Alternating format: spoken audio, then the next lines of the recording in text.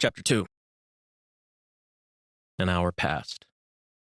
Both of us were tired, too exhausted to even remember. But I could see Soto introspect. He looked as if he were deeply fallen down into a reverie, wanting nothing more than to sleep. We asked our questions. We told the truth. I had forgotten much, and it made me sad. "Manco Inca," Soto said. "Did you catch him?" "No, we never found him." I hadn't thought about Manco for years. I stared again at Soto's eyes. They were filled with pain. Then I asked about the Pizarros, but when I brought up the subject, he responded cold and flatly. They all died, and there was nothing more he wished to say about them. Then Soto began to ask me strange questions. He asked about Cabeza de Vaca. That name sounded vague, but in reality, that man was the very reason I had entered the desert. "Did you see Cabeza de Vaca? Did you see Nunez?" "No." "Then who did you follow?" "We followed his slave." "His slave?" "No, that's not true. We followed a monk who followed the slave." And when I said those words, Soto simply laughed, because it was true and absurd. As Soto stared at the flame, his sword became deep red. He stoked the flame and inhaled the smoke, and I looked up at the meandering evening stars. "What's your story, Soto? Who did you follow?" He paused and drifted his eyes. He went deep into his reverie. Back to Spain. Back when everything had made sense.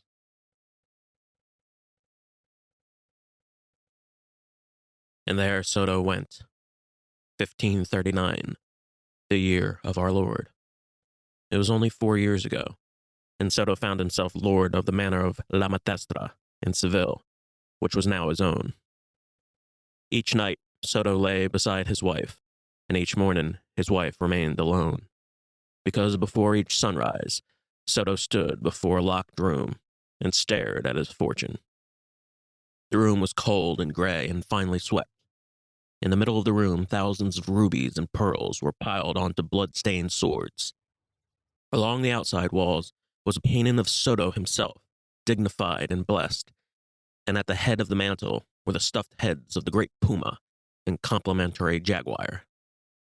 Then, of course, were the 2 marvelous beasts he had slain in Peru, his favorite souvenirs. But what mattered most were the 12 chests in the corner of the room, which were all his riches and glory of Peru. 3 chests were filled with rubies, 3 chests were filled with pearls, and 6 of the chests were filled with gold. And with each treasure, a story and a memory. And he thought about the smile each Pizarro gave him on that day, and how the whole of Carimaca screamed. And the more Soto thought, the more he thought of the fate of each Pizarro, and how they all died in their own way. In 3 years, everything had changed. Old Francisco was murdered at the hands of Almagra's son, Diego. Gonzalo and his cousin Ariana betrayed and abandoned each other on their quest for El Dorado and were never heard from again. And when Hernando, the responsible and noble Pizarro, the caretaker of Cusco, refused to obey the crown, he too suffered the same fate as his brothers. And as he looked at himself in the mirror, Soto quickly came to a realization. He realized that he was no longer Captain Soto of the Pizarros. He was now Don Hernando, and very much his own man. But oddly, there was no joy on his face. And as the hours passed, Soto thought more about Peru and what it must have looked like at the present moment. The thoughts dissipated. Soto opened his eyes. He was bewildered, alive, but still unsatisfied. His face let out heavy sighs of quiet despair. Something was missing. There was an ache and a pain. When he grew tired of his fortune, Soto moved out of his room and out into his hometown, Jerez de los Caraberos. And he walked for endless hours. He attended weddings and festivals and was treated as the guest of honor. He dined with the court and drank the finest wine with every dignitary, including the king. But after a month of this, the joy had faded. Soto's goodwill completely dissolved into bitter despair. At night, he walked in his sleep and strolled about the city as if he were a deranged lion. He swore and cursed and marched as if he were still in Peru. And though his wife comforted him the best she could, the Soto of the jungle remained. Having been in Spain for nearly a year, Soto's face looked forever agitated. He scowled most of the time, and in his days of relaxation, a glaring sadness of boredom seemed to be an internal fever which he could not escape. Yet the only thing that seemed to quell Soto were the men who returned to shore. They were bankers, beggars, and slaves, and they all had stories to tell. Stories naturally led to rumors, and the daily reports from Peru and Mexico flooded throughout the land. But La Florida remained the mysteries of all mysteries. And Soto and the rest of Spain became obsessed with it. Both Ponce de Leon and Panfilo de Narvaez explored the land, and absurd fantasies of a fountain of youth and a mountain of silver dazzled Spanish ears for months on end. And after each conversation with the men, Soto fell deeper and deeper into trance. And all Soto could think about was La Florida. His mind schemed like the rising sun. He calculated how much he would need and what he would find. And back he found himself in his treasure room with maps of La Florida covering his desk. And he stared with heavy eyes onto a map of a peninsula that stretched to an enormous land filled with mountains, rivers, and gold. It was a land that was explored, but it was not conquered. All of Mexico and Peru had been claimed, but La Florida had not. And Soto studied the maps in solemn silence, like a rabbi studying the Talmud. On one day, when he was deep in his study, Soto heard a rat scurry. It left a trail of dung on one of the maps, and Soto went after it with his sword. Later, he spotted the same rat chewing on a necklace of gold. Again, Soto chased after it, but the rat snuck inside the wall and hid beneath the crevices.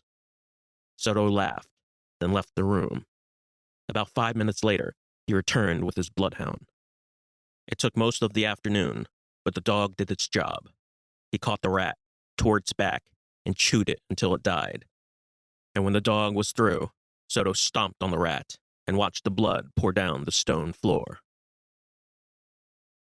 More months had passed, and Soto remained alone. He looked back to the chest and all of his treasure, and his familiar scowl returned. And each day, an inevitable fact had returned to him, because each day, his fortune seemed smaller and smaller.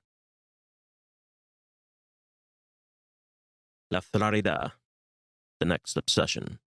All of Spain wanted to know more, but the man who made La Florida true was the strangest man of all Spain. His given name was Alva Nunez, but for the rest of time, he was known as Cabeza de Vaca. He had spent 7 years journeying from La Florida back to New Spain, and his was the most anticipated return since Cortez. Much that was said of him was made up, but the truth of the matter was that Nunez was indeed the last survivor of the Narvaez Entrada, some 12 years ago. And when his ship returned to shore, all of Spain had collectively lost their minds. Rumors of him had spread from Mexico down all the way through Havana. His boat had been sighted in due course and was ordered to be protected by King Charles himself. And with Spain still doused in rumors, all knew that whatever Nunez had to offer would spark, ignite, and remind the whole of Spain of their old best dreams. On the day his ship landed, he was greeted by rich and poor men who had traveled 50 miles just to hear his tales. However, Nunez had no time. He was ushered by a dozen soldiers and summoned to appear to the royal court. And in 2 hours, he found himself on the grand dining table of King Charles himself. And as he made his way to the testifying chair, he stared at his audience. The room was filled to capacity, and the king and Soto sat with their back firmly pressed against their chairs. For 2 days, Nunez gave his testimony to the court. He was asked question after question by the dignitaries, but his answers were vague and filled with speculation. Nunez was the treasurer of the Narvaez expedition, and being the treasurer, all had thought he would answer in logical, sparse, and concise tones. But when Nunez spoke, he seemed startled, and at times incomprehensible, as if he suddenly forgot how to speak Spanish. And as he told his story, it became clear that Nunez was a man who endured all too much. He was tall and lean, and his thick beard came down to his waist. He smelled of shit and looked like a beggar. And oftentimes he would switch and speak different languages. All listened and tried to comprehend.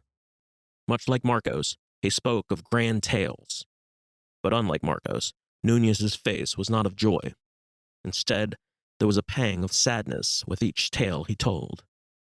He spoke of how strange and wondrous La Florida was, and how his captain Panfilo de Narvaez and his entrada were ransacked by Indians, and how they were forced to eat their own horses to survive. He also told the tale of how the surviving members of the entrada made rafts and sailed the ocean to another land, and how he and his 3 partners became enslaved by the Indians. And his story went on and on. As the second day ended, the dignitaries closed their questioning and asked Nunez to estimate how much gold there was to be had. And Nunez, being the treasurer, spoke of gold, silver, and gems he found in the mountains. But he gave no specifics. Instead, he changed the subject to more ethereal things, like the ever-present God and the healing of one's soul. And all but the clergy had understood a word he said. And after he finished, he was served immunity and issued out of the court and commanded not to say another word about the new land. And all were ordered to leave him be. But that did not dissuade the other court. That is, the court of popular opinion. Those who did attend the hearings made up their own stories and repeated them. And so the rumor spread across the land and flared like the raging hot sun. And throughout each day and well into the night, the men told and retold Nunez's tale with flights of fancy and wondrous ecstasy. La Florida is dangerous. They say there are dragons, fire-breathing beasts. He said they ate their own horses. I heard him speak. I was there. He spoke of other things. What did he see? Gold? Silver? Both. But he also spoke of the women, naked as the day they were born. Just like they said in Mexico. Just like they said in Peru. He's a liar. He's a goddamn fool. He lost his mind a long time ago. How can anybody believe him? I'm starting to doubt myself. Surely there's something there. Surely it's worth something. It's too risky. Guess it's the king's decision. Whose else could it be? This Nunez, this Cabeza de Vaca, or whatever they call him, he's a pauper. He's a fraud. A madman. He could be. Or he could be the answer to our fortunes. He's a waste of time. Only a fool can believe his lies. But, as ordered by the king, Nunez lived in isolation. And although many tried, Nunez refused to speak with anyone. On one morning, Nunez greeted the sunrise, and as he gazed at the ocean, all thoughts and memories came to the surface. The waves crashed, and each time they did, he slipped and fell and remembered, and when he dried off, he made it back to his pen and piece of parchment and made another entry in his diary. But, for whatever reason, the words simply did not come. He closed his eyes, and once he did, the reveries and the horror quickly burst into snaps of light. All the memories of a decade came rushing through his veins. A beach, a jungle, a desert wasteland, bloodied corpses and endless swamps. His captain, Naves, standing on a skull, holding a bloody sword, and his friend Ortiz, who had been captured and tortured. When the vision vanished, Nunez stood up and raised his hands, and when he opened his eyes, cold sweat ran down his face. He rushed back to his inn, went to his pen and paper, and wrote down one single word: La Farida. He stared at the word stared back. And as he closed his eyes to pray, he sensed somebody watching him. He turned his back, left, then right, but there was not a soul. And when he realized it, he returned to his pen. He had very little ink, but he wrote for hours. Somehow, he was able to remember everything, and his words soon surrendered from his mind and onto the page. He wrote from sunup until midday, until he just could not bear. And in the morning, Nunez returned to shore and gazed at the ocean. But there was one man who saw his every move that day. The man could not let go of his stare. The man wanted nothing other than to go back into the void and find another kingdom. And that man was Soto. Soto was still obsessed. He was still consumed. And for a week, he met Nunez before the morning tide and greeted him with a smile. For many, Nunez remained a disheveled man who spoke in tongues and who had clearly lost his mind. But to Soto, Nunez was everything. He contained vital and holy knowledge, and Soto persisted to squeeze every ounce of juice left in his soul. You and I have more in common than you think, he said to Nunez. They tell me a lot about you.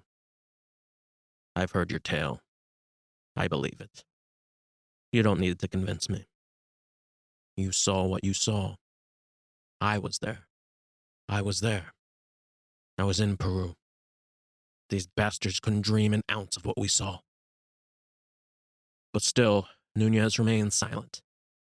He remained lost in the gaze of the ocean, its salt and its waves, and the water came to his boots.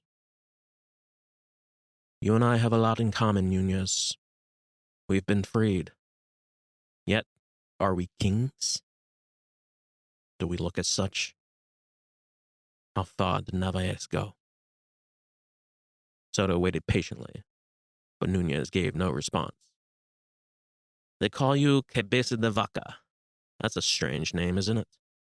Is it a family name? It must be. And that's how they'll refer to you, decades after you're gone. Cabeza de Vaca. That strange man. The next days passed, but still, Soto persisted. You're a man of few words, Nunez. I respect that. They call us madmen, dreamers, people who are unwilling to face reality. That's what we are. But they haven't seen what we saw. That is why they don't understand. And on the final day, Soto uttered the words that pained Nunez the most. La Farida must be beautiful. That new world, I miss it very much. Do you know why, Nunez? All I had to deal with were savages. Savages only hide or need to be killed. This old world, this old Spain, it's filled with dignitaries, laws, morals, things that should not exist. I no longer trust old Spain. I much rather trust the savages. At least the savages of the New World have more to offer, more to hide. Those savages, Nunez. Those beautiful savages. You remember them, don't you? Then Nunez finally spoke. He gripped Soto's arms and looked him straight in the eye. They are people. They are not savages. They are people. Just like you and me. Remember that. And when Nunez let go of his stare, Soto smiled and departed, and never sought out Nunez ever again.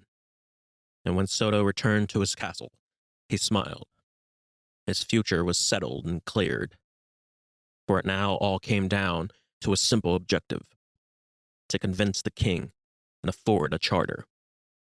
It would be the last entrada de la Florida, and the dream would continue. The night continued. It had gotten cold and damp. The tops of the trees swayed as the winds grew stronger. I drew closer to the fire. But still, the silence remained. I wanted to say a word, but none came to me. And as I stared at Soto, I saw him talking to himself. He completely forgot I was there. His face was gray. He whispered incoherently for minutes on end, as if to recapture. And it was then that I knew Soto had truly lost his mind. He said 3 words: La Florida, the lady, the king. He mumbled and repeated, La Florida, the lady, the king. They're all dead now. Dead and buried. He ached and winced. Then he yawned loudly. He spat to the fire and breathed with an open mouth. He reached into his pouch, and when he unveiled its cloth, I knew immediately what it was. It was the board. It was the very board he carried in Peru. He reached into his pouch and took out all the pieces. They seemed much smaller. They looked withered. There were cracks and chips in each stone. The game, the terrible game that taught me so long ago, again stared me square in the face. But I wasn't shocked. Eventually, I knew I would see it again. I tried to think about the last time I played. It was with Tovar, back in the plains. The stalemate no one had won. I looked at Soto, and he looked through me. No. No. No what? I can't play. Soto laughed. Are you afraid? No. And why? I'm tired. Being tired is no reason. Every man in this army is tired. God is tired. What makes you so special? I have no interest, Soto. This is not about interest. This is about proving what you learned. Not just to me, but to yourself. I looked at his hand. It was scarred and burnt. It was black and locked into place. He aligned the pieces across the board, and as he looked at his hands again, I thought of all the souls he had strangled, and in my mind, I heard all their screams. Then, finally, the words I wanted to say spilled out into the open air. Why do you play this game? He looked at me long and hard. He wasn't puzzled, but he was agitated. He paused and thought long and hard about the question. Then he answered. I play for my mind, Sardina. Your mind? I want to see if I still have it. There was another pause after all the pieces were set. The leaves rustled and swooped and tussled against the fire. I thought about you a long time, my friend, he said. I didn't think I'd ever see you again. Let's see what you've learned. I looked at his eyes. He looked as if he would die at any second. Then he reached over and tried to hand me a piece. But I refused. Take it, he said. I paused and looked at his eyes again. They were red. They were filled with hatred, pain, and unyielding rage. Then he shoved my shoulder, primed open my hand, and placed the piece inside.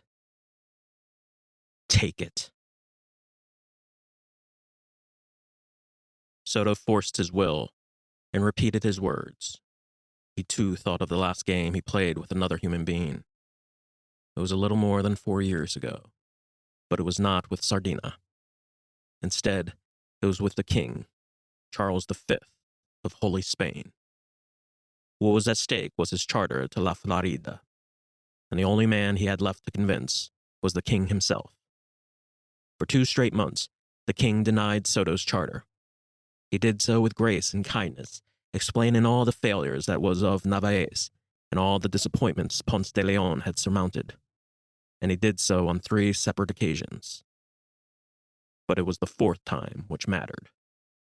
And over a drunken night, the king once again invited Soto to his palace to dine. They talked, and Soto pleaded his case, and again the king denied him.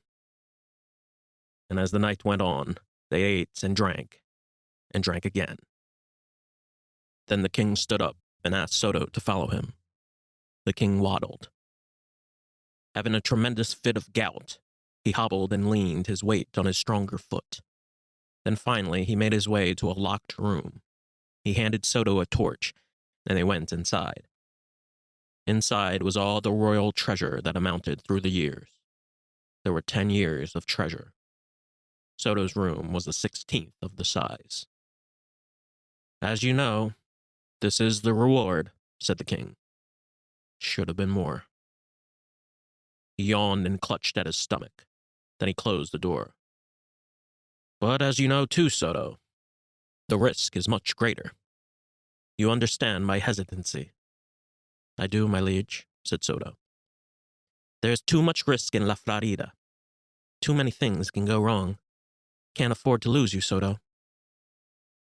"I know the risk, but I'm afraid if we don't, we might miss the tide."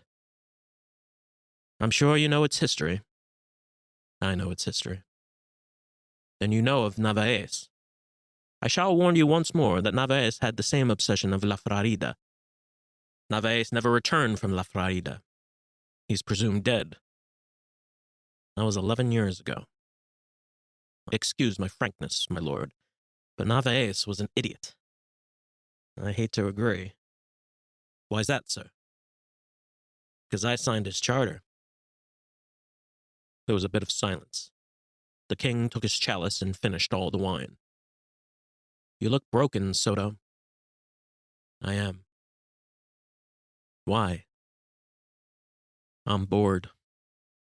To be honest with you, my liege, I haven't been so bored in all my life." "But why? Doesn't Spain have everything? Is this not your homeland?" "It is my homeland, but the New World seems to be where my heart lies. What the jungle had, I cannot begin to describe." "But I thought you said it was hellish. Wasn't it you who said it was the worst place God created?" "It was, but I long to return to it. I have to chase this final dream." "You're still hungry." "I am, your grace." "Yes, that was intentional. I wanted to know what kind of man you were. So far, you've passed that test. Now on to the final test." The king held out his hand and uncovered a piece. It was a black bishop. He hobbled towards the oak table and sat down. Soto followed and sat across. On the table was a chessboard and 2 chalices of wine. "I heard you were an excellent player. You'll get your charter, but you have to beat me first." So they played. They held up their chalices and sipped slowly. Soto glared at the board with hard eyes, and the king smiled. His eyes fluttered and waved. In the opening moves, the king forced a gambit and took Soto's knight. But the second he did, he fell into Soto's trap. The king moved his bishop. Soto captured another pawn, and after another 2 moves, Soto cornered the king's queen, and later, his castle. More mistakes followed, and the king lost more and more pieces, and Soto took piece after piece with tremendous joy. Then the king tried a desperate maneuver to check Soto from afar, but Soto easily deflected it with his corner pawn, and after a couple more moves, Soto closed the game and mated. In total, it only took 13 moves. The king sat in his chair.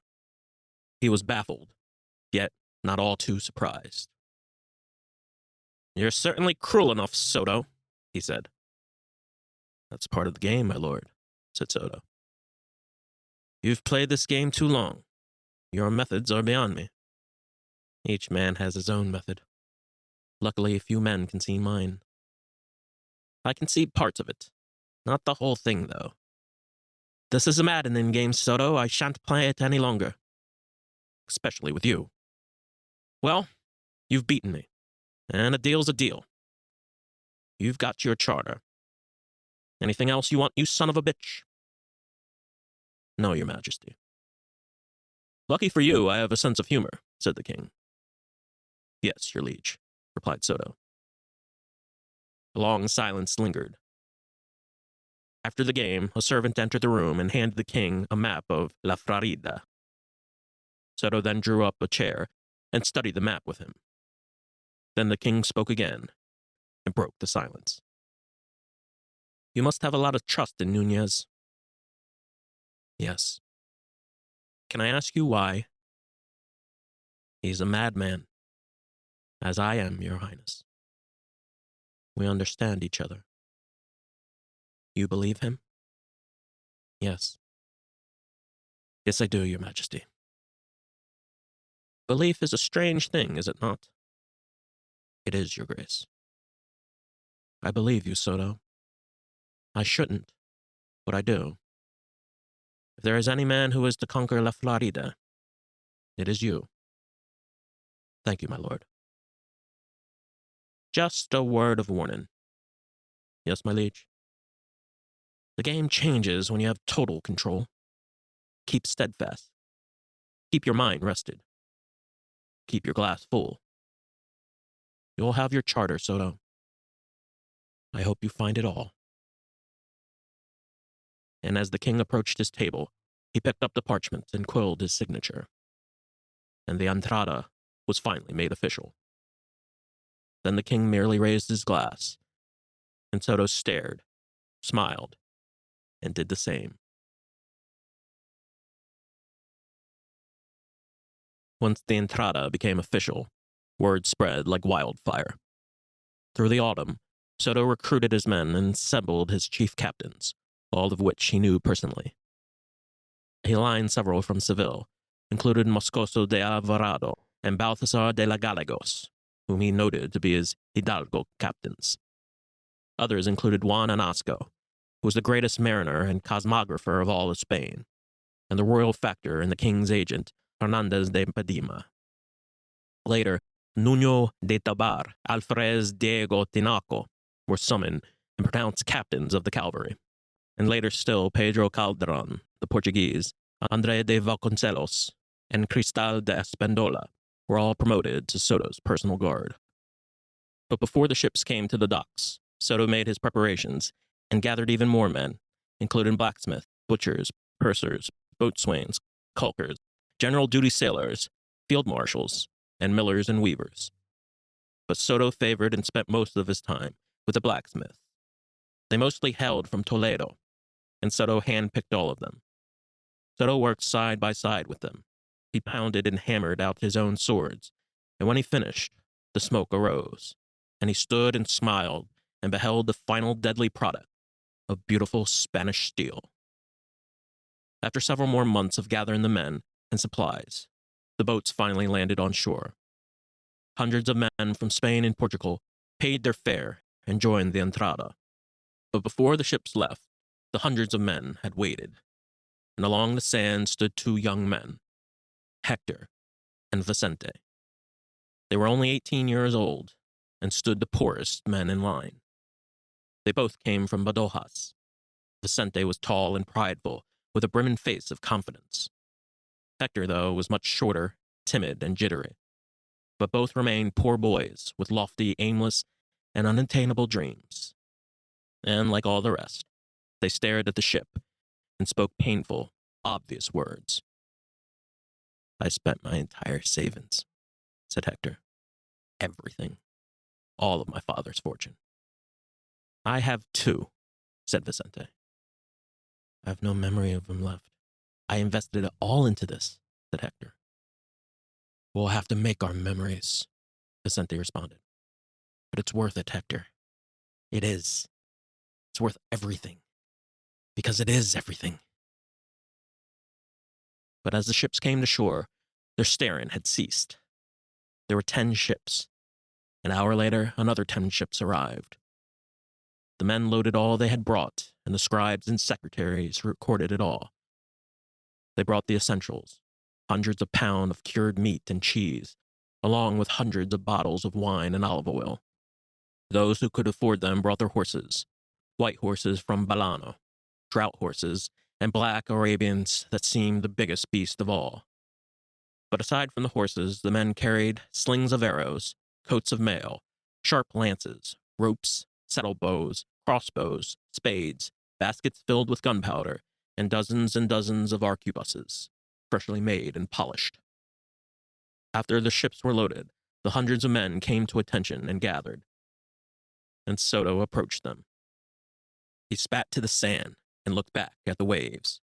Soto shook hands with the king, and the man waited for his speech. But no speech was given. Instead, Moscoso did the talking, and the formalities followed. A prisoner was brought forward to Soto. The captains incited his crime, which was petty theft. But rather than scold the man, Soto grabbed the man by his hair and hacked off his smallest finger. The man screamed, and blood dripped and gushed to the ground. Soto wiped his blade and made no other gesture. The man then was arrested in chains and brought off the ship. Then the king said his last words. God be with you, Don Hernando.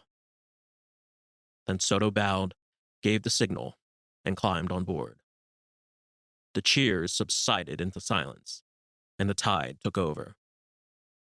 Then the good south wind propelled, and the ships left shore. And on the sands, not too far from the jagged hilled slopes, stood Alvar Nunez, the man forever to be known as Cabeza de Vaca. He stared at the very last ship that was in view. Then he closed his eyes, bent to his knees, and mouthed a prayer. When he finished, he stood back up. And when he opened his eyes, all that was left was the ocean.